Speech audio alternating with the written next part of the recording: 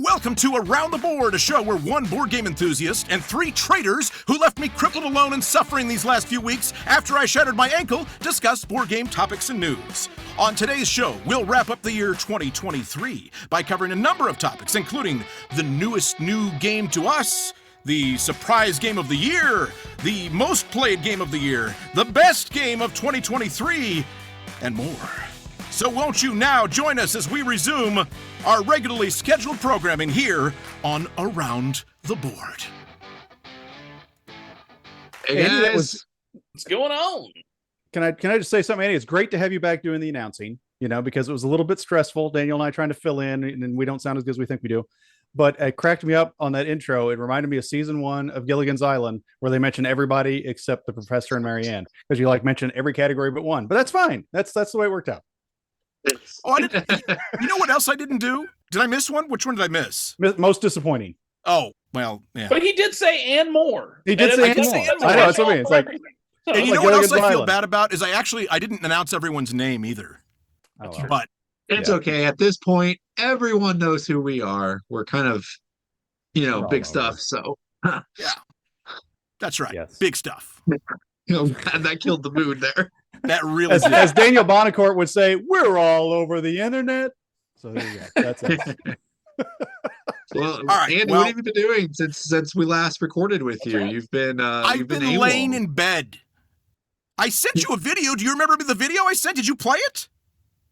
Video? No, but if you really want us to, we'll play it right here. Well, see, the problem is Concordia is a good game, and you're all idiots.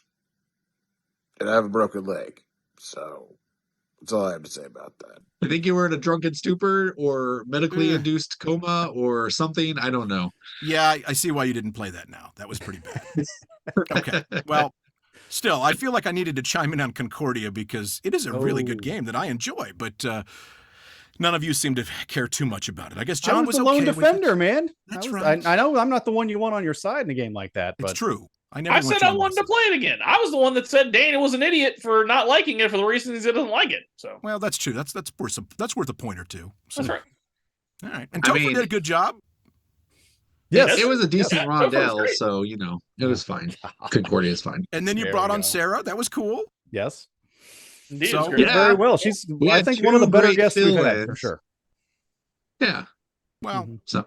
Hopefully I'm not replaced. I guess I'm back. I'm back this week at least. So you couldn't get anybody else. So here I am. So we tried. Yes. Thank you for hobbling yourself down the stairs to join us again. So for those of you that don't know, I'm sure you guys talked about it. I haven't listened to the whole shows, to be honest. But I broke my ankle, shattered my ankle trying to play ice hockey. I grew up playing hockey, but that was, 20 years ago, and thought I could get back into it, and not so much. So yeah. I did that, and it's been a miserable last month. I've been stuck upstairs in bed most of the time, and my studio is 2 flights of stairs down, so it's been very difficult to get to. But for you fine people, there we go. Here I am. I was trying to figure out what I was going to say there. I was like, where are we going? Are we making a big cut, or are we going to make it out of here? No, we got it. We just keep going, baby. Keep going. Andy, you know what will never leave you crippled, lying in bed in pain and agony? What's that? Board games. Stick with what you know, stick with what you're good at, and stop trying to be something that you're not. You're a board gamer. That means you sit at a table in a comfy chair with good lumbar support, and you play in games. Can you say I'm a board gamer? Can you say you're a board gamer, Andy? Kind of like Hagrid? Like... You're a board gamer, Andy. You're a wizard, Harry. You're a board gamer, Andy. Perfect. Sounded a little too much like Hansa. Well, I don't know about that. Just a coincidence. I have a really good Hansa impersonator. I mean, what can I say? I guess so. Really? Yeah, well, you know why people are here, right? It's not for this. Finally, we got the music back. That's right. It's time to not play the game. That's true. Because we're actually not going to play the game. We're not going to award points or anything, but we are going to go around the board still, and we're still going to do our stuff. It's going to be fun. There just won't be any winner. So, that's right. The winner will be the viewers. That's right. Maybe you in the comments will decide the winner. I would love that. Why don't you guys vote whose tastes you will line up with the most in this, because there are going to be some very unique tastes in these different categories. Let's start up with this first one here, and I'll take it. Why not? I'll grab it by the horns. Favorite new to you game. Favorite new to you game. And we're talking about what's happened over this past year, 2023. And I'm going to surprise you all with this one, maybe. There's several candidates I had for this. I'm going to be honest. I had one called Paris, Fun Euro, that has unique board designed like the city of Paris in a circle, different districts, unique mechanics, great Euro game. Quebec, I played that one for the first time. It's an older game. Out of print, has some really interesting mechanics, including a cascading area control effect that's really unique and fun. Tapestry, which was very popular just a couple of years ago, but it really has lost all of its buzz. I played it finally for the first time, and I loved it. But the one that takes the cake for me, the most favorite new to me game, you're going to like it, Chris, that would be Hansa Teutonica. I only played it once, but oh my goodness, what a good game. That game was amazing. I had a lot of fun playing it, and it's thanks to you, man, because you brought this up, I believe, and suggested we use the character Hansa from the box to read our fan mail, and I remember seeing this and looking at the unappealing art, and whoever got to do the voice, the nails on a chalkboard voice for that guy, just makes me cringe, and I was like, I wrote this game off because of that, but shame on me, because this game was a blast. I don't own it yet, but it's at the top of my list. I don't know what it was about it. They're just interesting mechanics. It was new. It was different, even though it's old. Hansa Teutonica, that was my favorite new to me game this year. Daniel, what about you?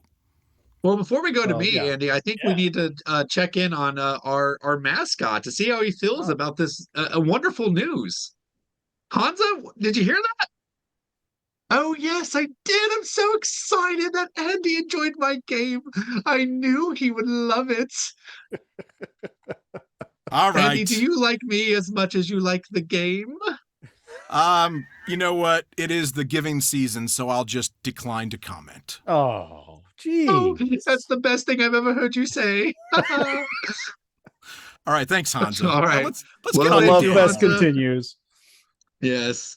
All right. Well, actually, I wanted to comment on Quebec. That was actually one of the first games I played when I was getting into the hobby, and I actually purchased it. But after a couple of years of it just sitting on my shelf, I finally had to let it go, and it's actually one of my big regrets. I'm really excited to play it again, and I want to give it a try. So you own it now, right, I Andy? do own it. I got it at the Gen Con right, consignment you did. sale, garage sale, and it's fantastic. It really And is. the reason he got it is because I put it in his hands. I It's was like, true. "Hey, I think you will like this game." I played it. I played it for the first time a year or two ago at Kent's house, and I was like, "Wow, this is crazy! I've never seen anything like it before." And I was like, "I really liked it." And I almost took it home, but I already had a huge stack of games, and I was like, "Here, Andy, I think you might like it." And it was like $25. It was super cheap. It was a steal. It was Yeah, a steal. it's And I found out it had never been played. Oh wow, It was That's great. unpunched and Wow, even better. everything. So that's awesome. Pretty cool. All right, guys. Well, the game that I played this year that was new to me, that's not a 2023 release, I thought was going to be my best game of the year because I thought it was a 2023 release. Ah. And that is Days of Wonders Heat. It is the hotness this year. Everyone's scrambling to get it. And I got to play it on January 1st at our friend Ken O'Connor's house, and I fell in love with it. And we even played the basic intro scenario that I say you should never actually play, and I actually really enjoyed it. It has a really interesting card resource management, because you're actually managing your heat that's in your engine, and when you go across turns that are too much, or if you're adjusting your gears too much, you have to spend heat. So you have a little bit of heat that you want to manipulate, and you do want to spend it, but you also want to get it back into your hand so that you can have ways to cool it off, so you can put it back into your engine so that you can spin it again. It's a really interesting just resource hand management deck building game. Not deck building, but deck management game. That's what I meant to More say. deck building than Arnak. Yeah, might as well be Arnak. I mean, that's it. You probably shuffle your deck more than you do in Arnak. So Yes. there you go. So yeah, Heat was my game, new to me in the year, but like, honestly, it was so out of print for so long. I do feel like it was a 2023 release, and I was prepared to make the argument, but I checked Dice Tower's 2022 awards and actually won Game of the Year. So I didn't think I could pass it off as a 2023 game if it already won the 2022 Game of the Year. But I expect it to win a Kenner Spiel de Jar in about 5 years. So keep an eye out for that. Yes. What was the name of that game again, Daniel? Heat. I just had to get it. You know, I it's have an funny, excuse to play this again. Welcome back, Andy. That's right. Yes. But yeah, we did play that Heat. I played it with Daniel actually at Father Ken's house, and then played it with him with all the extra added modules this last time. I gotta tell you, I didn't really care for the extra cards added to it, but I liked the different things that affected different parts of the track. I thought that was really cool because those you could plan for, and you could see, well, I better keep some heat because I'm going to run into this thing. And so I like that a lot better than the randoms of the cards, and the cards just seem kind of wonky. And I don't know. I wasn't big on the added cards that go into the deck, but overall I love the game. And I enjoyed it both times. It's not like it killed the game for me, but I think I would only play with the different track effects. I thought those were really cool. So Yeah, this is different. This is not the one you guys were playing at Gen Con that I saw you and Chris playing, right? Was it? No, that was Yeah, Thunder that Road was- Vendetta. Okay. Yeah. Okay. Yeah, no, I really enjoyed Heat as well. Like Daniel and I were talking about this today, kind of pre-production and kind of stuff like that. And yeah, the same way. Like I thought it was this year as well because the moment it hits the stores, it's gone. Like it's just been in and out. So like we just recently been able to get a copy of it and finally play it. So I thought it was 2023 as well, but it's not. But yeah, I really like it. I am a long time Formula Day fan. I've talked many times about the board getting ripped apart, and I really love that game and stuff like that. But the Heat, it does a thing. The card management really adds a lot to it. I know when the first time we played it, we were talking about how I think Randy was the one that brought it up that he thought Formula Day is still a better season game while Heat's a better one-off game. And immediately I was like, after a couple turns, I was like, oh yeah, 100%. I see what here. But even then, after now playing Heat a couple times, I think there's a possibility that Heat could be a better season game as well, based on adding some additional mechanics based on hand, from one, maybe have like a sideboard of cards you can pull in and pull out based on the track and stuff like that. So yeah, it's really good. I know I've talked about it a couple different times on board game relegation because it just keeps flying up the charts for a good reason. It's a good one. All right. Well, I got to get to that one. I've got to do that at some point. Yeah, John, what do you got? Well, let me tell you what I got. I had a conundrum just like Daniel did because I made a huge list of candidates for. Oh, I'm sorry. No, I didn't.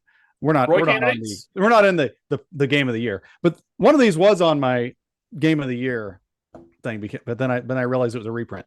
But the new to me game, I got two of them. I got the runner up as a shout out to All Play on tour. I'd never played on tour before and played it for the first time. And I don't know. It's a roll and write with dry race. I'm like, it's probably okay. That was a really cool game. It's the theme. They try with the theme, they put you pick your kind of music that you're going to have. And that's all over your map and everything, all the maps look a little bit different, but the different choices that you have of where you're going to place your numbers on that, just make the game pretty amazing. Your map's going to look completely different than everybody else's. Like immediately. It's not like one of those where you grow apart. It's like immediately you're different. And so it makes your choices different than everybody else's choices. It's pretty cool. I really liked On Tour. It plays quick, really cool. That was one of my favorite new to me games. But the number one game was the one I got for Father's Day, which was Crossing Oceans. And that's the one. It was a reprint from like 2005, I think. And I'm not even a nautical guy, you know what I'm saying? It's like, I think it's just one of those games that, like Wingspan, it takes a theme and it so delves into it that, it almost generates excitement out of you because they're so excited to make it, because the ships that they have, for instance, in this game are so cool. They're all real ships. They all look really cool, and they go in historical accuracy and historical timing from, the 18th century to the 20th century. And it's all about European shipping, and it's also got the Titanic and stuff like that. It's all Europe centric about, shipping all over the world. And that sounds boring, but the way they do it is really cool. And it's for as kind of deep strategically game it is, it doesn't really play that long.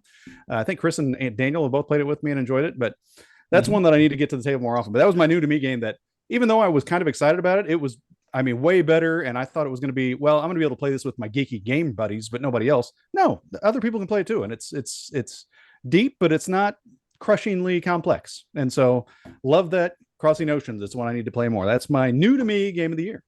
Now, John, you do kind of strike me as a nautical type guy, actually. There you go. That beard and the hat. I mean, I could see you being like an old seaman. You look like a crab fisher. Not right, but Yes, anyway, Timbers. yeah. You know what else it made me think of is there is another candidate I didn't list, but I it just came to mind, so I gotta mention it real fast, and that is I started playing this game. I've played it 2 or 3 times now, called Cold Water Crown. It's a fishing game, and the theme actually works really well, and it's actually kind of surprisingly fun. It's pretty light, but not bad. Okay. Yeah, I have to ask you, Andy, because I think this has come up before, and I once heard about that game, and it was compared to the what is it called? The North Sea series? Raiders of the North Sea. Yes. Right. Because I heard they're very similar. Which one do you enjoy more, Raiders of the North Sea, or do you enjoy the Cold Water Crown? Boy, if you recall.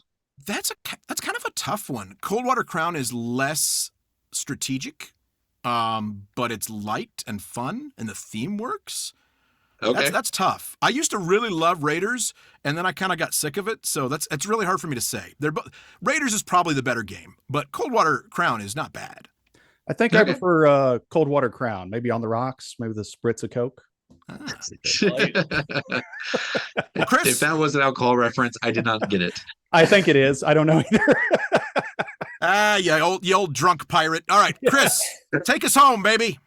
All right, so mine is going to be unbelievably on brand, but somehow also on brand is that it's new to me. I have not actually played this game until this year, and that is the infamous Glory to Rome. I never actually got that played until this year. I've always wanted to, but as part of its infamy is the fact that like there's only been a couple of print runs and there's been multiple publishers, and like the creators got a whole bunch of beef with everyone, it seems, and doesn't want to like make more of the game. It's the whole thing. Look it up on BGG. But I finally got to play because another person of our game group purchased it, and he's spent the money you got to spend to get this game. So I was super excited. And so finally got to the table, and it delivered. I loved playing it. It was like, I'm not sure it's the first, but it was, I believe, one of the early games where each card does multiple things and you have to choose which one of the things you want to use it for. And yeah, like it's all card based, but it just, and like when you look at it, I don't know if Randy can get the picture. There's one picture I saw on BGG where it shows a little like tableau, like a quick reference guide, for like, oh, here's how your actions work and stuff. And it's this like Rube Goldberg machine of lines and dots and stuff. But and like when you first look at it, you're like, I need to run away because this game looks way too complicated. But the presentation's not great, but for that purpose. But once you actually understand the game, you see it, you're like, oh, okay, this is helpful. Unlike some games where that thing's still not useful, but anyways, so it was, it delivered. Like if it was not insanely expensive, I would purchase a copy myself because I really enjoyed playing it. But it was a few months ago, so I forget like the fine details of the game. But but again, at the end of the day, like I finally got to play it. Took it all this time, but it delivered, and I was really excited about it. Who'd you play that with, Chris? It was Curtis's copy. I played it with Nick Seal. Gotcha. Maybe Babcock. Maybe he was at that table as well. I don't remember, but yeah, it was Curtis's copy, and so it was great. I really enjoyed playing it. See, you know what I love about this show is that we, despite the fact that we're all friends and we all love games, there's so much diversity in our tastes here. That's another one that I have not played that I will have to check out at some point. Yeah, it's hard to find. It really is. It reminds me of a funny story. I don't know if it was that game, but it was a game about Rome that Daniel, once upon a time, our first trip to Gen Con, Daniel helped me out. He was like going to plan where I needed to go every single day, what game to check out, what hall to go to, like seriously, a 24-hour-a-day map of what to do at Gen Con. And one of the categories was like for 2 hours, it said ROAM. And I was like, oh, okay. He gave us a couple hours to just have fun. But apparently he was referring to some game named Rome, and Daniel notoriously cannot spell. Never to check it out. No, that was... No, that was not the game I was referring to, but I do think you would have liked it. I actually, Chris, now that I know you played that game and enjoyed it, I need to play Matai and I with you. It's actually a follow-up to that game. The designer, sorry, I don't know his name for those of you who care about that stuff. He made a couple of games after that because he couldn't have the rights to Gloria to Rome and the fiasco that it was. So he made a couple of games that were like inspired by Gloria to Rome, and none of them really resonated. But Matai and I is geared towards 2 players, and a lot of people would say that that was the best correlation between the two. And it's a game I actually play with my wife a lot. Like it's our 2-player game that we sit down and play. So I should give that a try with you and see if you like it, because I did play Glory to Rome and it was fine, but Matai and I really resonated with me. Okay, yeah, I'd love to play. Let's get it done. Sounds great. I think the game you might have been referring to is Rome Rise to Power. No, I was literally trying to tell you to roam the hall. Really? Oh, really? Yes. Oh, I thought this has been an ongoing thing for forever. I really thought it was a game about Rome. Anyway. No, he decided to actually give you free choice for a few moments. Maybe you spelled it R-O-M-E. Maybe you spelled it R-O-M-E and you meant to R-O-A-M. Maybe that's what it is. Yes, Maybe that's what it was. There you go. You got it. You got it. Because yes, like Chris said, when you're planning out your Gen Con, you got to have some leeway. You got to have a little bit of time to look and square. And I put a lot of effort into that itinerary, and you did not use it. And I was offended. No, I wasn't that offended, but you should have used it. You would have had a better experience. I promise you. Yeah, so honestly, this real talk here, Daniel. I feel like once you finally do get to a Gen Con, you're gonna realize that like having a plan like that, it just doesn't matter. Like you get in like 30 minutes and just poof, it's gone. It's not even worth trying. Now if you do actually have like events that you've signed up for and all that stuff, then yeah, you can do that. And by the way, I also don't suggest that. I did that with when I went to Origins, I think 1 year, and like I hated it, and I was just booked the whole time. But yeah, if you're like, I'm gonna go here, then I'm gonna go here, then I'm gonna go here, it's not gonna happen. See, Daniel, I can't take your suggestions seriously ever since I had the opportunity to walk away with a Crokinole board, and you told me to take a bunch of little kids' games when I won the Secret Cabal game drawing at Gen Con. Yeah, and you know what? Your wife thanked me. She said, I'm glad you did not tell him to take that giant piece of wood home with him. Yeah, so that was before you moved. Crokinole board anyway, so just put off the inevitable. That's all. Suck it. All right, what's next? Well, you know what, guys? Let us know what game you played this year that you should have felt like you should have played before and just blew you away. Let us know which game was new to you that you just loved. So, all right, but now we are going to move on to the next round, which is Surprise of the Year. And that is a great picture, Randy. Oh, my gosh. So hopefully no one got that surprise this year that their 40-year-old wife is pregnant. Wow. Well, it's sticking like the pregnancy test, like it looks like in the dude's mouth. It's really bizarre. All right. Well, this category is about the game that we had the most dread going into, and yet the return was a lot better than we thought it could possibly have been. So what was the biggest surprise? You thought this game was rubbish, but this one actually was a lot of, like, you really enjoyed it. And we have our first crossover, and I think John might have known this if he would have looked back into his mind here. So my surprise game of the year was Crossing Oceans. Wow. I played that game with John, and I'm telling you, John brought this game. And guys, everybody's been in that scenario where you want to try to weasel out of a game, where you just see something and you're just like, oh gosh, how do I politely leave? How do I tell this person no?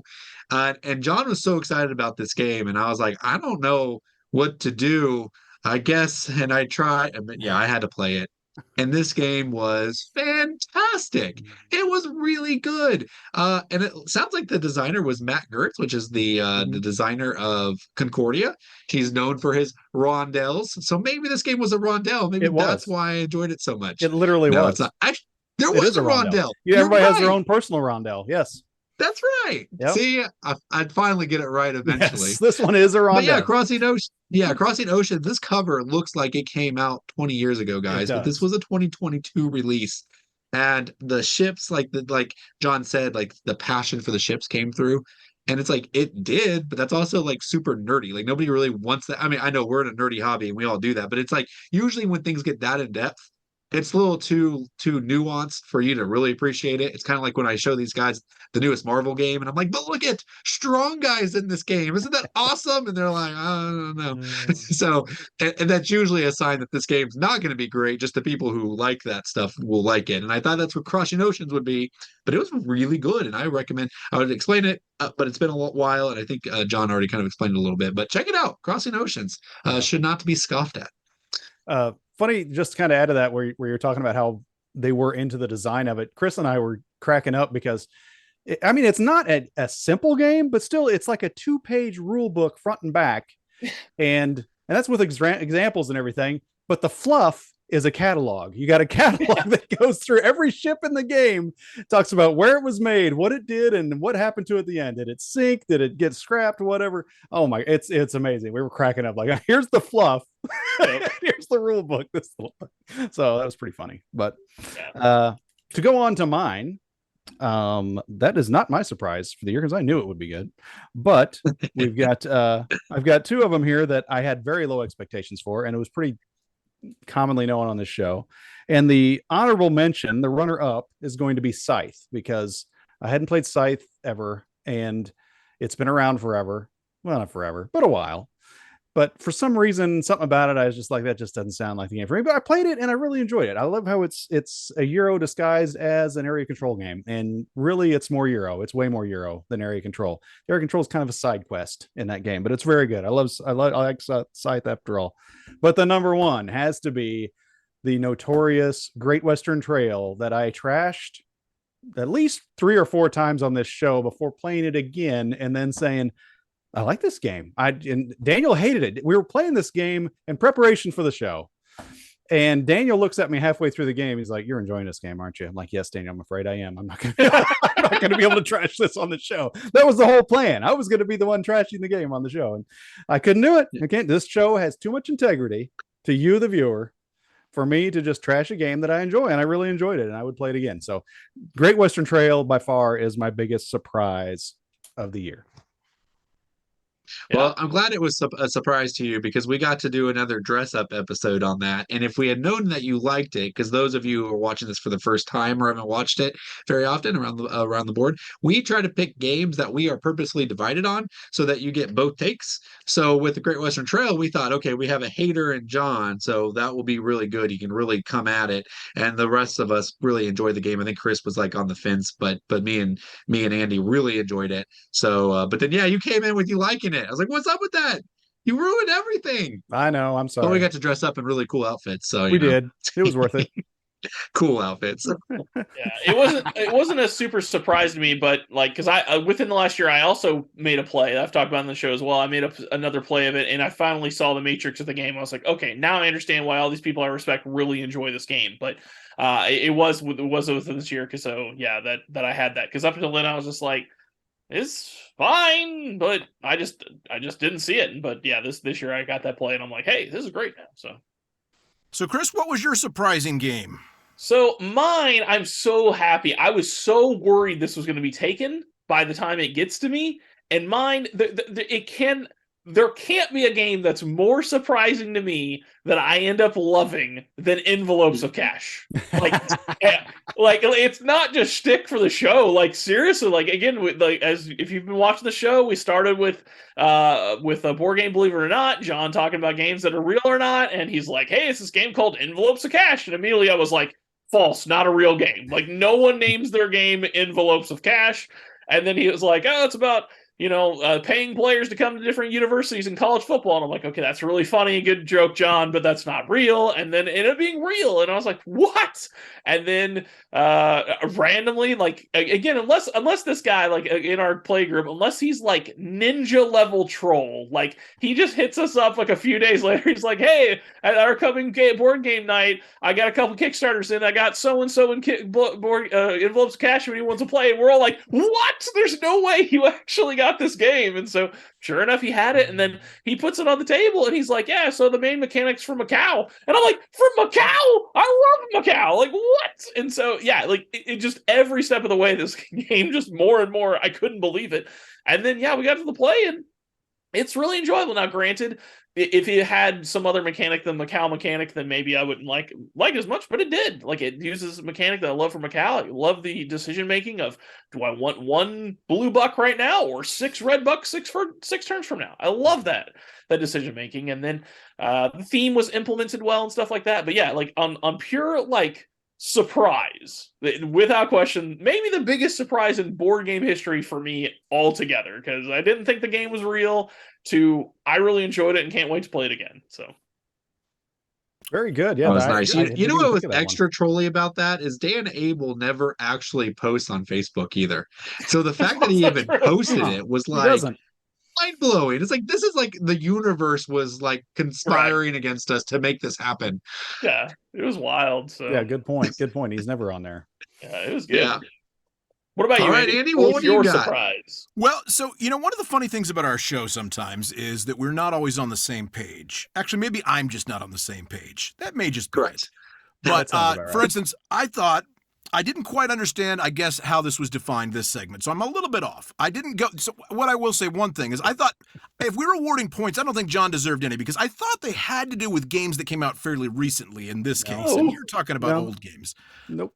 Regardless, I have 3 games that came out recently that I didn't go into dreading, like you said, Daniel, but they pleasantly surprised me. I didn't have any expectations for them. Kind of looking at them, I went, I don't know.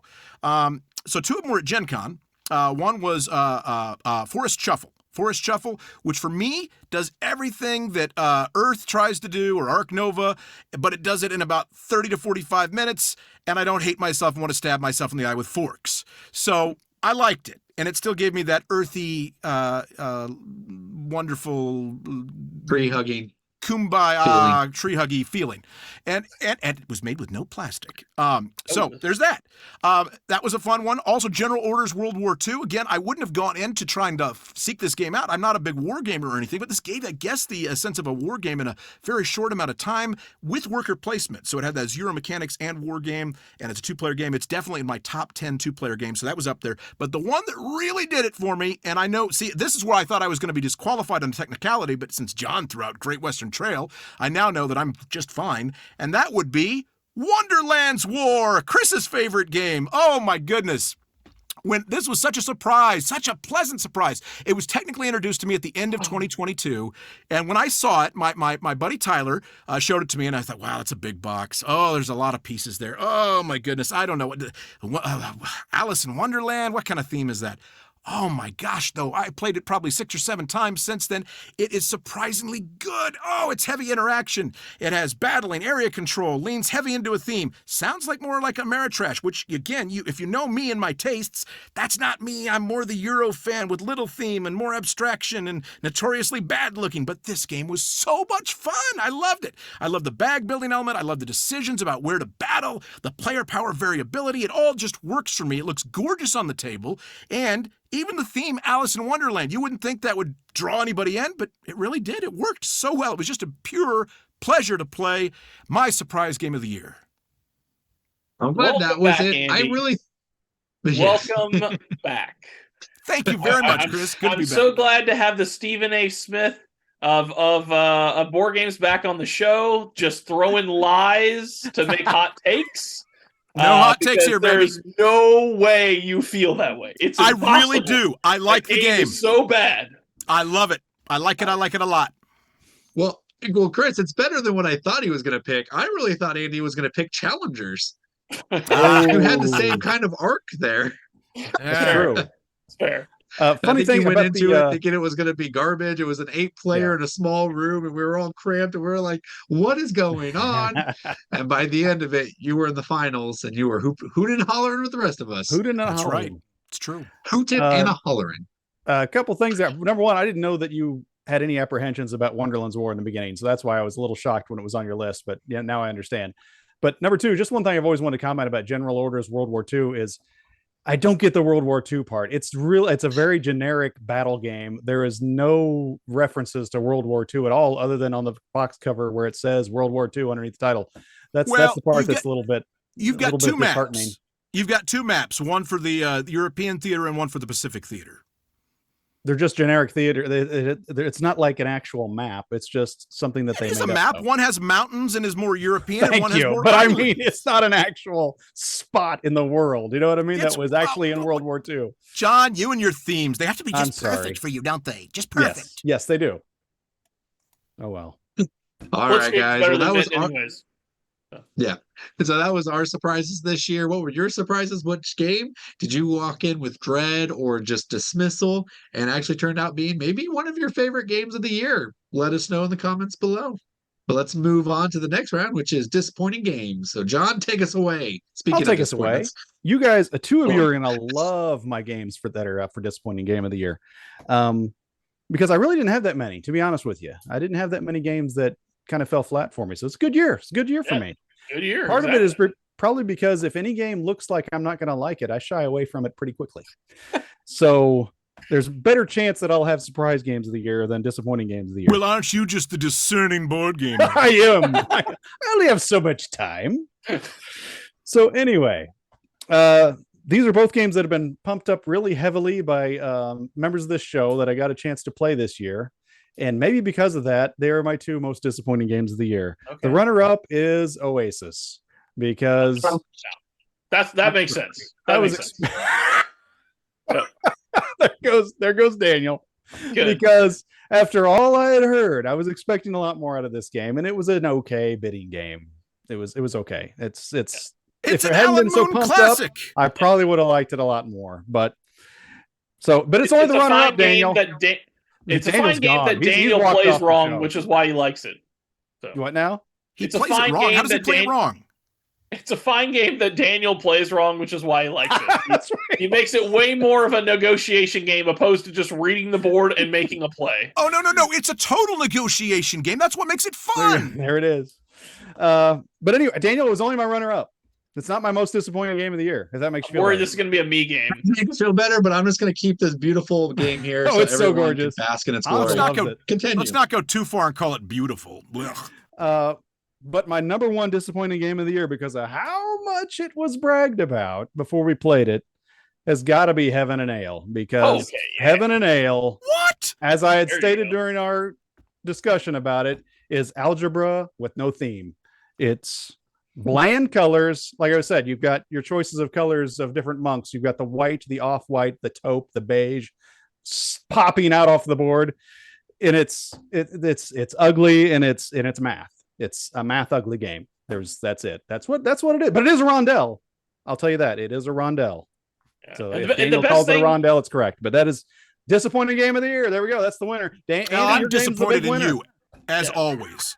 The best part of that game was how wrong Daniel played it.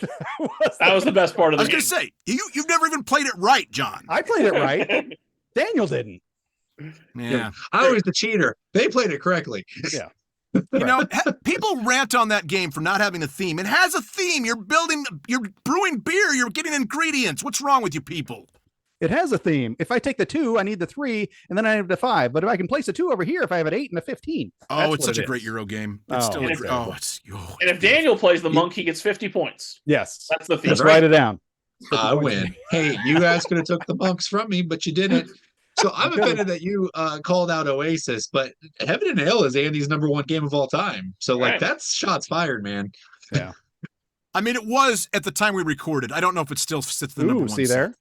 Yeah. Not after. But But Oh, it's look at definitely you. top 5 still. Definitely top Wishy five. washy, Andy. There you go. That's right. Chris, what you got, buddy? All right, so my biggest disappointment, I'm going to get a lot, not like crazy white hot heat, but I'm going to get a lot of like, really? I feel from this answer. And so I bought this game. People had talked highly about it. I was able to get it for last year when the Barnes & Noble 50% off sale thing was going on. I grabbed it because it was like 50% off and it wasn't that super expensive at the beginning. So I was like, I'll go and grab it. Everyone loves it. Everyone that I trust believes in it and stuff like that. And I got it home, and then within the next couple of weeks, I actually got it played with someone else's copy, and I played it, and it's fine, just not very inspiring. And this game is Tiny Towns. It's just Aw. there, like it's just oh cool. I'll put a cube out, and yep, I made the arch. All right, no, put another cube out. Well, I made a road. Like I don't know, it's just. there is something, and you know me, like it doesn't have to be overly complicated. I like games that are actually simple with a ton of depth, and that's what this game is. So like it should be right up my alley, but it just doesn't resonate with me. It just doesn't sing for me. So because of it, for those of you that are going to the second Friday gift exchange, there'll be a copy of Tiny Towns out there. Wow. Speaking of singing about it, did you sing the Tiny Toon Adventures theme song when you were playing it? I didn't. Because it makes it that much better if you start singing, we're tiny, we're towny, we're all a little downy. Clowny, something. Correct. Pretty sure Well, that's Chris, how it goes. I'm wondering, Chris, if you played the right game because there are no arches or roads in Tiny Town. Whatever it is, like there's all these different buildings, the towers and stuff. But what like, there is a lot of cubes. I thought you would love it. It's wood cubes. That's what you're doing. Beautiful. 100%. Like again, like when I've heard the sales speech that I've been told about this game multiple times, I was like, how could I miss, right? And so, like, even if it's on 50% off, I'm still not a person that's going to buy it just because it's 50% off. Like I bought it because hey, it's 50% off. People say it's great. I think it's going to be great. I can't wait to play it. Luckily, I didn't wrap or pull the shrink because I played it a couple weeks later, and I was just like, okay, sure. But like you know, and like we've talked about a million times before, right? Like there's so many games out there. Unless it's a game that like get really jazzed about, just move on and find something else because there's so many of them. And like, I mean, it's not a bad game. It's a solid 6.5 or 7. Like it's for me, right? It's a great built game, but for me, it's a solid 6.5 or 7. So just whatever. It's one of those games for me that you have to have the right crowd to play it, and that's crowd what usually I was going to is. say. That's what Chris's favorite thing is it's group dependent, Chris. It is. Okay. It's group dependent, and it is more of a gateway game. I'll give you that.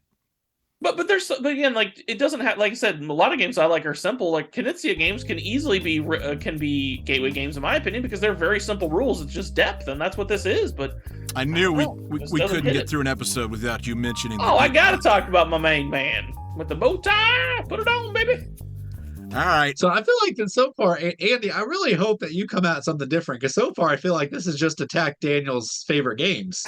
So I have something very different. So are you ready for this, guys? Okay. My most disappointing game of the year. I finally played just last night. Masters of the Universe, the board game Clash for Eternia. No, don't tell me. Or as I like to call it, He-Man Haven or Gloom Skeletor. Now let me start by saying that you've all heard about people that are in relationships, right? And they say they end the relationship, they hey, it's me. It's me, not you. Mm-hmm. That's true in this case. It's me. It's not you. I'm sure you're a great game. I really think I'm talking directly to the game right now and the creators. Gotcha. I'm sure you're a great game. It's really all my fault.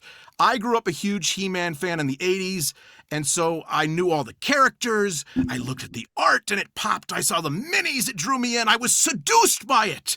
I didn't even look at what it was. I didn't look at what the mechanics were. That's a really important thing to look at. It is a game that it might as well be another version of Gloomhaven, in my opinion. Not quite as in-depth, but you're doing similar stuff, right? You're playing out scenarios. You either all work together to beat the AI character, or you have one person who plays the evil person. And I tried lots of things to make this work, guys. I played He-Man music in the background. I tried my best Skeletor laugh. He-Man! I did all that. And I tried to make it as an episode of that wonderful, glorious cartoon. And I was bored.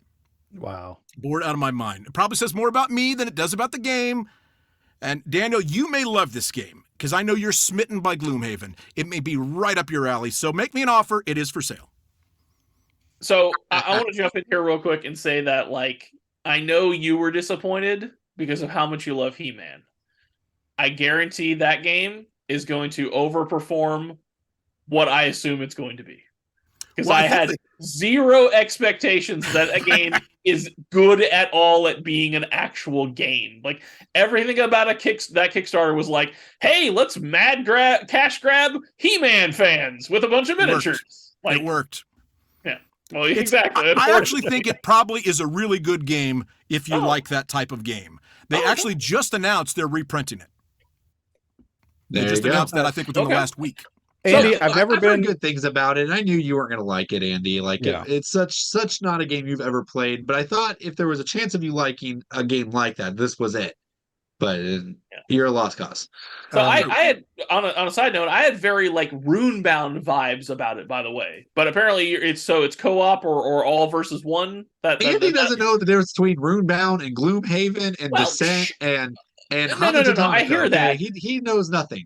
Sure, I hear that, but at least Runebound. Runebound was everyone against each other, right? So, but apparently this one's more of a co-op or everyone. No, this is all one against many or all for one.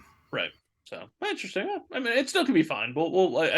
I do want to play it just to find out in truth as well. So, Andy, you make me feel justified that I didn't years ago when they came out with that Resident Evil board game, the first one. I was like, that was my jam back in the day. We would sit around and play that game all the time. Is that one person be playing it? Everybody else is looking around the room while you're running for your life. Hey, I think there was a key back in there. So you're running back in there to get it, because you can't stay alive and search a room all the time. And so we played that constantly. I was like, oh man, it's a board game. It's got all my characters. It's got all the bad guys. It's got all the minis. And I read about it. I'm like, this will never get played. I'm never going to play this game. It's just going to look good on my shelf. So yeah. So thank you for justifying that decision not to get Resident Evil. Sir. I honestly think what I need to retheme Heaven and Ale to He-Man. Or just to anything that has a theme would be nice. Just to a theme. Just to a theme would be good. Not retheme. Now you understand. Yeah.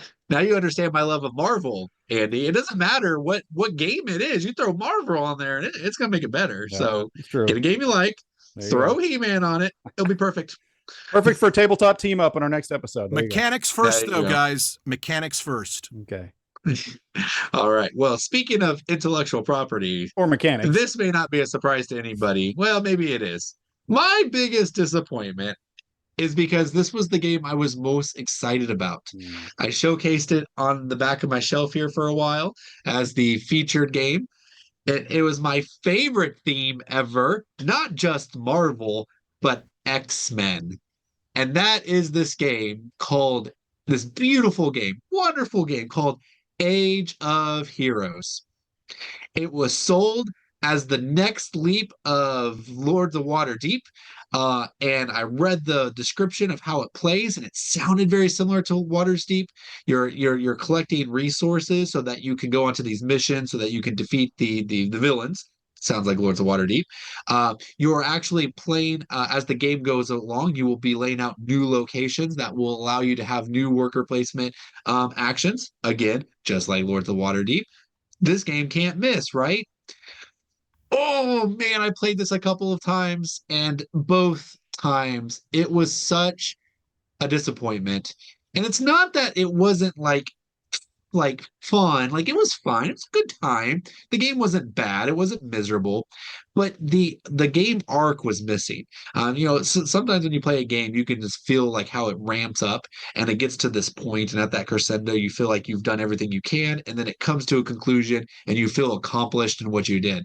This game was like this ramp up that felt like building out the locations happened so quick that it felt like once the board was established after 3 rounds, it was never going to change again. But don't worry, you have 10 more rounds. So this is like a shared tableau experience, kind of like the game Oath was, where you're kind of like, because you're building out the locations, anybody can take advantage of them. And if they take advantage of them, they'll give you rewards because they took advantage of your stuff. But the problem was, halfway through the game, half of the locations were no longer valid. And then you would have a hand of cards that you're like, I can't even play these cards because they're all on the board, like all the locations are taken. And then the worst part about all of this is that there are player powers, which normally I'm all cool with player powers, but in the Euro they're always like, and this one was no exception. There was player powers, and all the powers were is if you completed a red mission, you get extra points. If you completed a blue mission, you get extra points. The problem is, red were significantly harder to complete than blue, and you get the same amount of victory points for completing them. So, like, in the effort it took me to finish 1 red to get 6 extra victory points, Chris finished 3 blues. So he got 18 extra victory points. And the reds were not worth more than those 18 victory points. There was no reason for me to do it. This game felt like it was under play tested, and it was from WizKids. which granted, they're not like super like, yeah, we're in board games, but like they've done good jobs before. And I know they know how to make a good board game. And this game felt underdeveloped. It felt rushed. And it was just the saddest thing. And the art's beautiful. I actually love it. I will never get rid of this game because it is absolutely fantastically beautiful. And I want to keep it. And I'm kind of done with the rant, but I got to talk about my second game with this. Okay, this is could have been a board game blunder. Maybe I should save it for our next one. And actually, if I would have thought about it, well, it's not my board game blunder. Well, let me just tell you, I'm playing it at my second Friday game night. Okay, we have it all out, and there's these three people playing with me, but two of the guys have these open drinks, and they're kind of guys that are like, I don't know. They're just people that you just fear for. Let's just put it that way. They don't give you a lot of confidence. Wait, you fear for them, or you fear them? I fear them on how they handle games. So like they would reach over their drink, and every time I'd be like, okay, they avoided it, and they'd reach over again. I'm like, oh, they knocked that drink over, and they avoided it. And you're like, okay, good. All right, great. Well, I dodged that bullet, Hey guys, let's put the game away. The guy over here that I had no concern about was like, okay, boom, knocked the water over and just poured it right on one of the player boards. And I was just like, we spent 3 hours playing this game with 3 open cups, and it wasn't until we were putting it away that the guy I trusted the most just dunk. Wow. I was like, wow. I died a little inside. I bet. So that was Age of Heroes you were playing? It was Age of Heroes. Okay. That's right. It was a hidden trader game? Apparently it was. I mean, maybe he felt a level of disappointment on my face, and he thought he was trying to help me out by doing this. Yeah, maybe. That is really sad to hear. Is I remember when we unboxed that game, how gorgeous it was, and then when we were talking about the rules and everything, I'm like, oh, this is going to be a blast. This sounds like a great game to play in it. So it's really disappointing to me to hear that. Yeah. So it had to be there because, like, go ahead, Chris. I was going to say, this was like, I played it, and it was the epitome of what I've talked about in the past about when I first got in the hobby. There was tons of games that we buy and we play them, and at the end we'd be like, there's a good game in there. I don't know what it takes to figure it out, but there's a good game in there. And I think it was the same, like you're talking about. There was this giant influx of games coming out / lack of experience, I guess, for maybe some designers as well, where it was rushed or not play tested enough or something like that, where it just would fall flat and wasn't done. And I really do feel that way about this thing. Daniel almost took the words out of my mouth. Like normally, like you said, it's that build up, and then it ends, right? But a little bit before you want it to, but that's where the perfect is.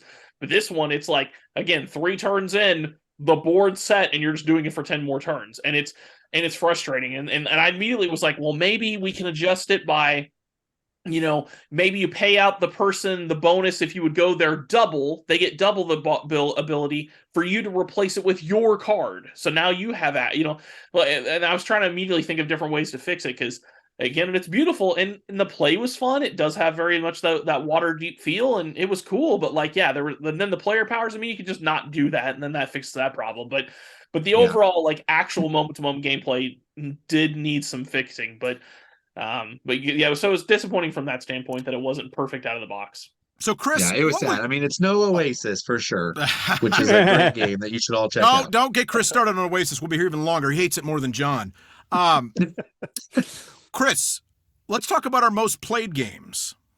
All right, so we're going to talk about most played games, and that for me personally is actually, I couldn't believe this when I pulled out my BGG Stats app. Shout out to them. They don't pay us anything, but if you want to, let us know. Hashtag not a sponsor yet. Exactly, not yet. Exactly, that's the key.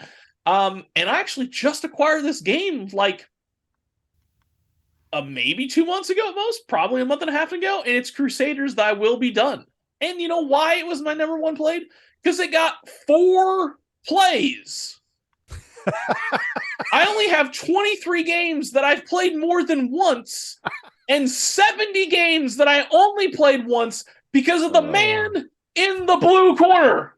That is Daniel's fault. Won't let me play the same game twice. He ruins everything. Why am I the center of attention here? Because you did this to us. My games multiple times. My games. I have like 70 games of one game that my most played is. So that's on you, Chris. That's on you. Frustrating. Anyway, so to the game that is my most played, it is Crusaders Thy Will Be Done. This did come out a few years ago. I was able to get it. I always like funnily enough, I thought our play group had like multiple copies of this. I don't know what game I kept seeing that people would show up with that I thought was this game and it was something else. I don't know. But eventually someone had it for sale and I was like, hey, do we have this? Just double check it. And they're like, nope. I'm like, what? Okay, well, I'll grab it. And I got it. And it's a simple, plays in less than an hour. Even with the first teacher, maybe 1:15. Even then, more than likely, the first game teacher still probably an hour. But it's a simple kind of worker placement. Rondell. Not Rondell. Well, actually, that's right. It's a Rondell. That's right. This game actually has the Rondell method. That's right. You actually have a Rondell because it's like this Mancala Rondell type thing. But I don't know. It's a simple. Like I don't know how to even describe it. It really is different than anything else I'd really played or out there. So, but it's a simple game. You kind of just decide. You have a few different actions. You're kind of moving across the board, claiming different areas, building buildings, and it's an engine builder. So to speak, and there's a set number of victory points that whenever you complete, you take from the pool, and once the pool's gone, then the game's over. So, but yeah, it's a simple little game, but I really enjoy it. Everyone that I've played it with has enjoyed it, unless they've been lying to me. So that is my most played, and I hope to continue to get plays of it. I really enjoyed Crusaders Thy Will Be Done. Is that a I might TMG get the game? expansion. I haven't decided. It was. Yet. Was it TMG? Yes. Yes. Okay. Or it was. I played I've seen Chris it. I've never and played it. I played Chris on half of his plays then of this game because I That's played correct. it twice in this game. And yes, it's one of those games like you're saying I've always been interested in. I never really knew how it played, but just looking at the board and just the theme of it is really cool. Now I would have to get the deluxe like you have because those plastic miniatures are amazing. I got to have those plastic miniatures. So John brings that up mostly because I bought it from some. John brings it up mostly because I bought it from someone, and part of like the deluxe thing is you get like the metal coins and some other stuff. But then like the normal pieces are made of wood, but like the Deluxified comes with plastic as well. I don't know if the guy at the Kickstarter fulfilling it just forgot to put the plastic pieces in there. They got lost or something. I don't know. Everything that's Deluxified about this game is in my box except the plastic pieces. So. I don't know. I have the wood pieces. We know it's on brand for me to prefer wood over plastic anyway, so it's fine. But it was just a weird situation. Yeah, so. that's funny. Fair enough. What about you, All right, Andy? well, Andy, what game did you play the most this year? Well, every time I look at this stat at the end of the year, it's I already know what's going to be the top of the list, and so I don't even want to talk about it. And it's Crokinole because I log my Crokinole plays and I play tons of Crokinole. So that doesn't count. Hold on. Hey, let's pick a game that's actually a board game. All right. Yeah. So the next one, I don't think it really counts either because it's more of a filler and it gets played a ton too, and that would be No Thanks. That's Great a game. Absolutely counts. That's a game. Okay. I'm not going to call it a count because it feels like if there's any game that's more of a little mechanic than a game, it's No Thanks. There's not a whole lot to it. It's fun. It's a filler. I'm not slamming it. I play it a ton, obviously, but I'm not going to call it a big gaming experience. Can I ask how many plays you had of it? Do you have that in front of you? It was somewhere around 20 something. Okay, so it was that much. Okay, well, I was there for a fourth of those plays just not too long ago. Yeah, like I said, it plays so fast. It's fine. It's fun. But the one that I think is more of a complete game that I played quite a bit, and I did play this over 10 times, I believe, is Grandpa Beck's Skull King. And Skull King, again, if it's not a deep strategic game, but if you like trick-taking games, you're going to love this game. You got to check it out. I grew up playing spades with my grandparents. It reminds me a little bit of that, but it also has a lot more depth to it because you've got card powers, player powers, or different things. Card powers that change things up. The scoring is quite unique. Plays up to 8 players, so it's great for a bigger group. And it's not a quick game necessarily. It'll last you at least 45 minutes to an hour and a half. But everybody has a good time. There's a lot of talking trash. There's some complexity. There's bluffing. There's guessing. Great game. I would rarely turn it down. Grandpa Beck's Skull King is the most played game for me. Okay. Don't know if and you're the Skull King as well. True. Well, that's true. I did win the national championship once. That's what I was going to say. I feel like he just brought that up just so he could flex. Yeah. Might have fudged the numbers a It's my little third bit. most played game, but let me talk about that one. Yes. All right. Well, my most played game of the year with 29 plays, Chris. Where were Can I you at guess? during these 29 plays? You Oh, could is have this played a game Final for Girl 29 because you played times. by yourself? Well, it's not Final Girl, but Is I it do play by Gloomhaven? myself a lot. Nope, Whoa! that is Really? Marvel United? United. And I pulled it up, the newest Wow. one, which is Spider-Geddon. That's right. This one wasn't even part of the Kickstarter. This was a single release. So I bought this, and the third Kickstarter is coming, but I played this game 29 times. It is a beautiful game full of miniatures and characters from Marvel. And unlike the He-Man experience, this game has delivered. And it has delivered to the point where at one point I wondered, do I like it just because it's Marvel? And I will tell you this, if it was any other theme, it may not feel as good, but it's a good game. I played this with my friend Ryan Evans, who won. It was just me and him. And he goes, you know what? Bring Marvel United. So you know what I did? I brought all of my Marvel United, Yeah. which is right Oh my here. And actually, I have more than this even. I brought it all. I plopped it on this table with the big old mat, and we played 5 games. 5 games, Chris, of Marvel Wow. United. And you know what Ryan's review of it was? While I would never play this game on my own because I don't care about the Marvel characters, that was really fun. So there you go. A resounding seal of approval from Ryan Evans, one of the best gamers we know, the one of the most like true taste and refined taste in games, gives this a seal of approval. So Marvel United was my most played game, and it will continue to be my most played game. So much like Andy's Crokinole game, I might have to put this one on the back burner just to talk about another game next year. So I Marvel think- United, There a you lot go. of fun. I Yeah, think the we're gonna have guy to. the guy who's a salesman among other things with his job basically told you I wouldn't set it on fire. That's basically what he told you in nicer You words. weren't there. You didn't experience the moment we had. I It kind was of want to genuine know and true. what's going on under the table there. You're praising this guy an awful lot. Maybe he should replace you on the show. Oh. I mean, honestly, I would gladly step aside for a few shows if Brian Evans ever wanted to come on, but he is Wow. he is very Very serious about not. He's very hesitant. Yes, there you go. Yeah, I've John? actually enjoyed all my plays of that Marvel United. That is a fun game. I'll give you that, and it is a quick Yes, one that you can get played a It's lot. a fun puzzle. It's a puzzly game. Yeah. It's a co-op, of course, which Andy Mhm. won't. I will never ask Andy to play it because I know he'll hate it. But it's Yeah. a really quick puzzle. Plays in like 20 minutes or less, and you can just it's challenging too. Like it always comes down to the wire, which for a co-op game that is really important. So Yeah. really cool. Okay, cool. But John, Uh, that's enough about that. What do you got? That is enough about that. Chris will be happy to know I have 2 games tied, and with 8 plays Oh, for my okay. most played game of the year. How's that? That's Not pretty bad. good. Playing the same game a little bit. Yeah. And I'll start with the one that's not as much of a surprise as Caesar's Empire. Have I played Caesar's Empire with some of you? I think I have. That's the one that you got on like the Amazon deal, right? Yes. It Yes. was one that I yes, was yes, interested yes. in when I saw the review, and then I went ahead and ordered it because it was cheap, and then I got it. And I'm like, why did I want this game?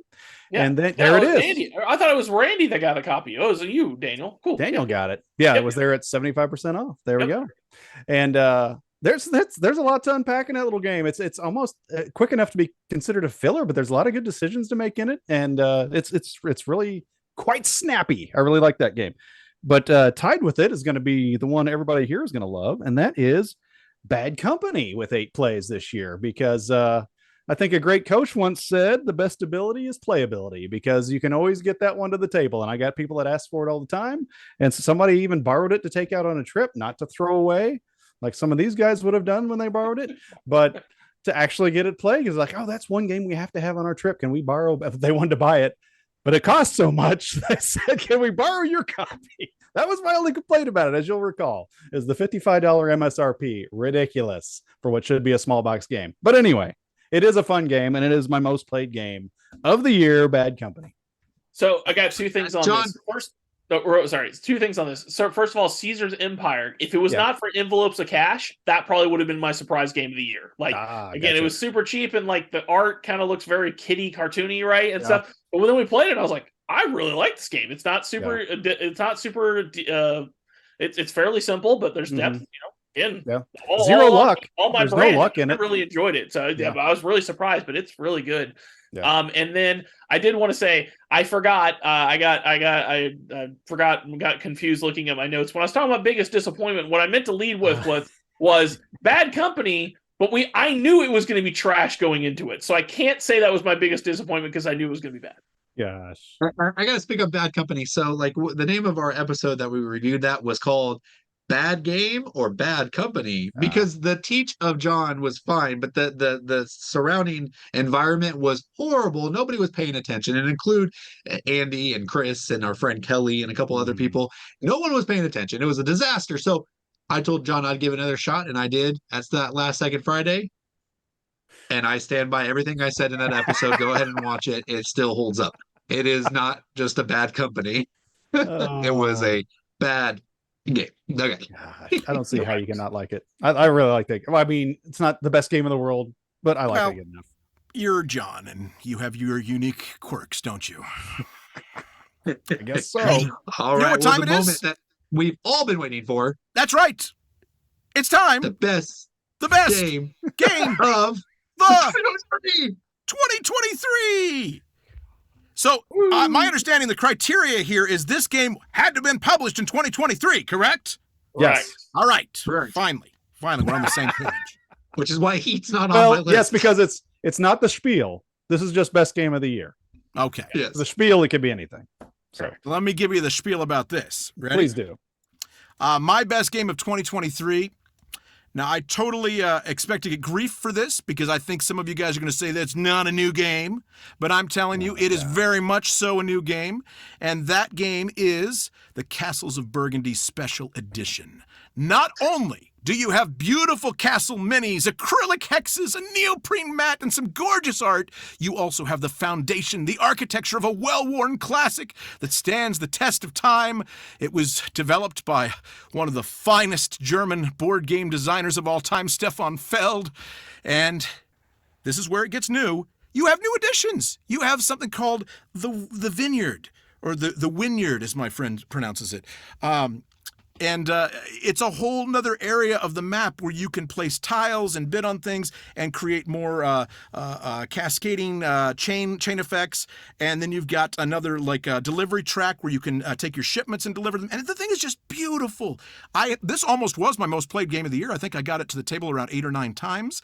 And it's hands down the best Kickstarter I've ever backed. It is the finest of the fine. It is the Castles of Burgundy Special Edition. Okay, I didn't know expansions were going to be allowed because that's basically what that is. That's an expansion. Nope, it's a whole new game. And your friend must be Nightcrawler from the X-Men, if that's how he pronounces Wynyard. So, am I right, Daniel? That's right. Except I think it's the other way around. I was going to make that joke. I don't think Germans say V's to sound like W's. I think it's just the other way around. It's a Wynyard. Well, you know, Andy, I'm glad you said that because now I'm going to get less grief from mine. Oh, great. Okay, well, yeah, I got to preface this with something. I really thought Heat was a 2023 game. So I was ready to talk about Heat. I love the game. It was definitely the best game I played of the year. It was my top game. But despite what everyone here says, I do not constantly play new games. I might buy new games, and I might have 10 of them on my shelf from 2023, but I have only played 5 games that came out in 2023, and most of them I gave a 6. And there is one exception, though, and this is on the list because while it is a while it's a derivative of what's already out, it is still a brand new game with new mechanics and new scope of play, and that is Unmatched Tales to Amaze. This is a cooperative version of Unmatched, okay, guys? So this is completely different than Unmatched. You are not competing at all. They have actually introduced a mechanic in there where you're actually fighting these monsters, whether it's Mothman or an alien invasion, and it's cohorts of American cryptids like the swamp monster, the swamp frog, and like bees from outer space, and some other ones that I'm I can't remember off the top of my head. The blob. Okay, so you're actually fighting these as a team. You're using the same decks that you can use in any Unmatched, but Tales of Amaze come with 4 new characters, and the villains are all self-programmed. They each have their own little deck. It has 40 points to do damage with, and the game works really well. You can also play it solo, which, while I'm not a solo gamer, there are a few games that resonate with me so that I do play those games solo, like Marvel United. But this one could really find its place on my shelf or on my table, my solo table often. It changes enough rules. It lets me play a game that I love and adore, and it lets me play it on my own terms, which I mean, that's the best kind of game out there. A game that, what did you say, John? The best the best The what? best ability is playability. Yes. There you go. And that's what Tales to Amaze is. Unmatched Tales to Amaze. Point of order. Point of order. What's You your said point of order? earlier in the show, you just said you're not really a solo gamer, but I heard you say I play with myself a lot earlier in the show. Yes. Okay. Well, That was you before are we were right. recording. No, that really happened. It just happened just a few minutes ago, John. You missed it. I'm Talking just about playing kidding. games with himself. No, it's worth explaining because so I've tried some like heavy Euros that I love. Like those are my favorite type of games, and I've tried to play those by myself, and I hate it. I hate it so much. So the games that have resonated with me have been these card games: Marvel United, Marvel Champions, Marvel Legendary, and now Marvel Unmatched. Unmatched Tales to Amaze. There are only a few games that I actually enjoy playing on my own. So like maybe if I enjoyed the heavy Euro experience by myself more, I would be a solo gamer. But as it stands, there's just a couple that I truly enjoy. But I do play it solo more than I think any of you guys do. So maybe in that regard, I am a solo gamer. But I'm not chasing the next solo game. Like that's not for me. So One is more than zero. Yes. There you go. Not only does this qualify, this very much qualifies as a new game this year. What are you talking about? This is like completely different than anything Unmatched has ever done. And Yeah. it's also, I would have considered if it wasn't just a single character expansion, which is what the expansions are for Unmatched, I would consider any of the other ones that came out that have multiple players in them and boards. That's a whole new game to me. And to me, it's the same mechanic, but it's all new cards. It's a whole new game. And I would, well, otherwise you'd have to say standalone this one isn't expansion either is because you still can an play them all expansion. together. But I Yeah. would say because those ones are literally considered expansions. They don't come with rules or anything. They're just here's a guy. So I would consider the other ones too. So that's fine. That's actually a good answer. And I wish I would have backed it because I never thought about using it to play my other characters solo just to play them and see what they're like, or else I would have backed that stupid thing. And now I'm not gonna get it because it won't be deluxe, and I'm gonna want the deluxe one that was in the Kickstarter. So I'm host. No. The deluxe are just like plastic moth and plastic aliens. That's it. Everything else is exactly the same. So get it. John, what was All right. your game of the year? What are we doing? Game of the year is that what we're doing? Yes, I had a very much similar experience to Daniel. I'm like, look at all these games I'm listing off of my played list. I'm gonna have to really plow through these. One of them was that one I mentioned earlier, Crossing Oceans, which I forgot it was a reprint from 05 or whatever. And so I'm like, I'm gonna have a hard time narrowing this down. Then I'm going through. Let me just make sure that these all came out in 2023. Nope. A lot of them got off the list right away, and so I've got my runner-up and my winder for those of you in South Carolina, and my runner-up is going to be Jerusalem because that's a really good game. I've gotten that played a few times, and for a heavy-ish Euro, it's very approachable. People like it. It's even kind of a long game, and it's just a fun game to play. It's very thematic for what it is too. So Jerusalem is my runner-up. I don't know if I'd call it a heavy Euro, but I said heavy-ish. Yeah, I don't know if I'd call it heavy-ish. Okay, just wait till your turn. And so my winner is actually World Wonders up here. I don't know if you can see it. It might be a little glary, but World Wonders because it's something that looks like and it is approachable, but it almost looks like a family weight game when you look at it. But then when you get into it, it's not a family weight game. I mean, you can play it, but there's a lot of crunchy decisions to make, and there's a lot of different paths that you can go to victory, which is always fun. The playing is easy, but the winning is a little difficult. So love World Wonders. It's getting played a bunch. It was almost my most played game. And even though I just got it this year, part of the way through the year, only had it half the year, but everybody that I think, unless some of these people are lying to me, like Chris has said, everybody I think that's played it has enjoyed it because we've played it multiple times, a lot of times. So World Wonders, game of the year 2023 for me. I got to get to that one, man. I got to get that one played. It's a good one. Yeah. So I didn't lie. I did enjoy it, but I do believe I've had a kind of come to Jesus moment here while you were speaking on that. I think the reason Tetris is good is because it speeds up. Because all these polyomino games, I fill my board. No, this one you're not just filling your board though. It was fine. Again, and I'm not hating on the game. And I didn't. I mean, again, if it's thumbs up, thumbs down, definitely thumbs up. I enjoyed World Wonders. I'm just saying, like yes, they do get a little more difficult because your places do fill in and stuff like that, but I still don't. I've never played one that is as intense as Tetris can get, obviously, because that Oh, yeah. I mean that gets insane right towards the end. But I'm just saying, like, part of what makes that gameplay loop interesting is that it's just boom, boom, boom, boom. Like you really, I don't know, just maybe I just needed to amp it up for myself or something like that. But If you want But stressful, that's what Tiny Towns is. If you ask me, that's the most stressful one of those games. Yeah, Especially at I like guess 6 so. players, you're like, please nobody say glass. I got 5 more people that can't say glass, or I'm never placing anything else on my board.